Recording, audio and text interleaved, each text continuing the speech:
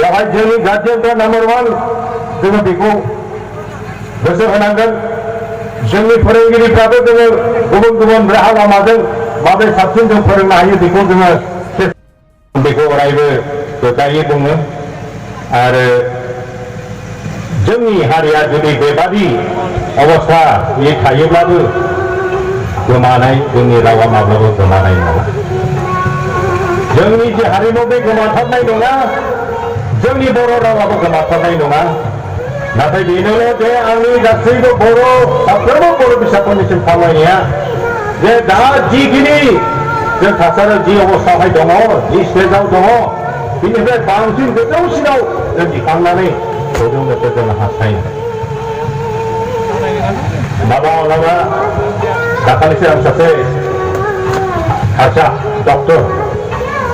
बिथांखौ एसे गोबां बेबादि माखासे कालचार रावफोरनि बाथ्रा रायलायनायाव ओंखारदों सम सम बेबादि गामिफ्रावहाय मोनसे मिटिं खुंनायनि मोनसे हाबाफारिफोर लानांगोन जों बेबादि जुदि खालायोब्ला जोङो जोंनि जि सोलोंथाइनि जि गुन बेखौ जोङो गोजौ थिखांनो हाथारगोन आरो दिनै जोंबो जोंनि हारिखौ गुबुन गुबुन जायगायाव गुबुन गुबुन गिदिर गिदिर पस्टआव साख्रि मावनानै बर' हारिखौ सिनायथि होनो हानाय हारि जों जागोन दिनै गुबुन जायगायाव एसेबां नङाब्लाबो सा सानजा भारतनि बे नर्थ इस्ट इन्डिया बे सातथा जोंहा बेवहाय जे स्टेट दं बे सातथा स्टेटआव खिन्थु बर'फोरखौ दिनै मोजां रोखोमै सिनायो जों फरायनायनि बिथिंबो सिनायो कालचारनि बिथिङावबो सिनायो सोमावसारग्रा हारि मोनसे आफसबिहीन मोनसे हारि होननानै आरो बेखौबो सिनायथि जों दिनै मोनगासिनो दं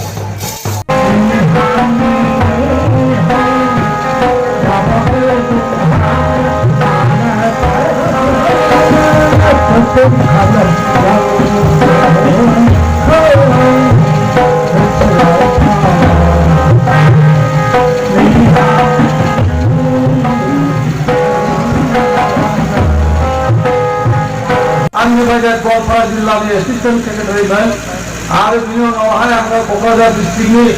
वान अफ द सेन्ट्रेल एक्जिकिउटिभ मेम्बारमोन बिनि उनाव गुवाहाटियाव 79 आङो बोसोरथाम आफादगिरिमोन बिनि उनाव आं बर' थुनलाइ आफादाव 1983 मायथाइयाव आं हाबदों आरो हाबनानै आं लोगो लोगो सेन्ट्रेल वार्किं कमिटिनि सोद्रोमा जानो खाबुबो मोनदों सालबारि अधिवेशनाव बेनिफ्राय आङो कन्टिनिउ 1983 मायथाइनिफ्राय दिनैसिम आफादगिरि जानायसिम आं बर' माने थुनलाइ आफादखौ आं नागाराखै दासिमबो मावगासिनो दं मेंनायाथ' बहुद मेंदों नाथाय जोङो हारिनि अलखद हारिनि थासारि दहाय जोंहा बे रन्जित नार्जारिया बेखेवनायाव बुंदों बर' हारिनि थासारिया दासिमबो जोङो नोंथांमोना मिथिगौ जोङो गोबां खस्थ'नि गेजेरजों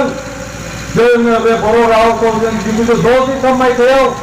बिजाब मेनिफ्राय जोङो बर' बिजों थिसननायनि खाबुखौ मोनदों बै समाव आसाम गभर्नमेन्टनि बुर'क्रेट आरो बे पलिटिकेल नेताफ्रा उल्थामोन बर' रावखौ बिजों महरै बिनि उनावहाय बर' थुनलाइ आफादनि 2 नभेम्बर खुंनायावबो बिथांमोनहा बादा होनानै क'क्राझार बे केडिसि फिल्डआव फिल्डखौ बोख्लायनानै गाफ्लेनाय जोंहा जारिमिन दङ बेनिफ्राय क'क्राझार गार्लस हाई सेकेन्डारियाव गाफ्लेनाय जारिमिन दङ सिडनीआवबो बिराद गन्दगल जादों जों मिथिगौ दा बेबायदिनो जोङो फैयै जुजिनानै जोङो बे बर' रावा दासिम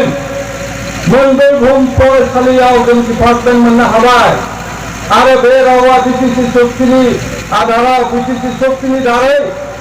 बे रावा भारत संबिजितनि 80 फारियाव हाबनायनि जोङो खाबुखौ मोनदों आरो बे 80 फारियाव हाबनाय लोगो लोगो बे रावा भारतबर्षनि 23 रावनि मादाव वान अफ द अफिसियेल लैंग्वेज वान अफ द रिकगनाइज गनायथि मोननाय बे राव दिनै भारतबर्षआव 2000 बारा स्पोकेन लैंग्वेज दङ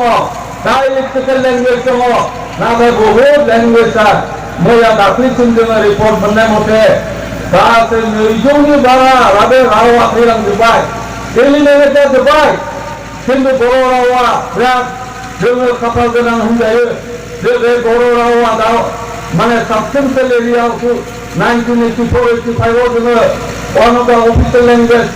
खालामनो थाखाय जों हिन्दुफोर प्रेसिडेन्ट दिनाव मोनदों बिनि उनावहाय जोङो बे रावा मोनसे अरायथा राव जाबाय बे रावखौ जों बिजों महरै लांनानै जों बुहुम फरायसालिसिम लांनो हाबाय बे बर' रावखौ दा जोङो मुलुग दरबाराव लांनो थाखाय जोङो माखासे ट्रेनिं लादों जे बेवहाय हारिमायारि आफाद बिथांमोनहाबो बेवहाय माने मदद होगासिनो दङ जेरै जोङो जेसेबांनोखि बर' रावनि माने मोजां बिजाब दङ about 1,000 बारा बे बिजाबखौ जोङो इ-बुकआव इलेक्ट्रनिक बुकआव जों सोगासिनो दङ आरो बे रावखौ दाख्लैसो बावै जोङो PTS होननाय आरो मोनसे एनफोर्सिस होननाय बे माबाजों जोङो मोनसे MOU साइन खालामबाय जे बर' रावखौ जोङो सिकिउर खालामनो रैखाथि होनो थाखाय मुलुग दरबाराव बे रावा जाहाथे अरायथा मोनसे जायगा मोनो जाहाथे उन जोलैया बेखौ मिथियो गुबुन रावानिफ्रायबो मिथियो लिं लेंगुवेज हिसाबै मिथियो बेनि थाखायनो बेयाव मोनसे हि थुनलाइ होननाय मोनसे आंनि बे गानजोंसो खनगोन जाना जाया आं रंजानाय गान खननो हानाय नङा मानोना जोंहा साहित्य सभानि जाहैबाय रावफ्रा जोंनि मिथिया गोरोन्थिफोर जायोबा निमाहा आं माने रिएसएल टिएसएल आङो हाया आंनि गोसो सिंनिफ्राय मा फैयो बेखौ होनाय जायो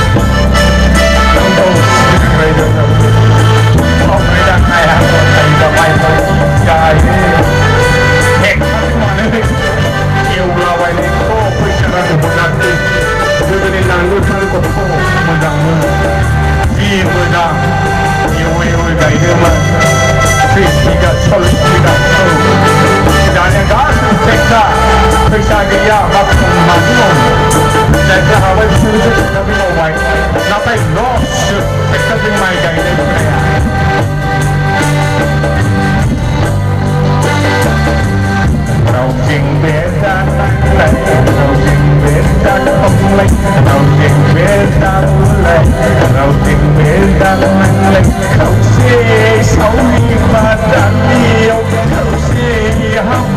Hãy subscribe cho kênh Ghiền Mì Gõ để không bỏ lỡ những video hấp dẫn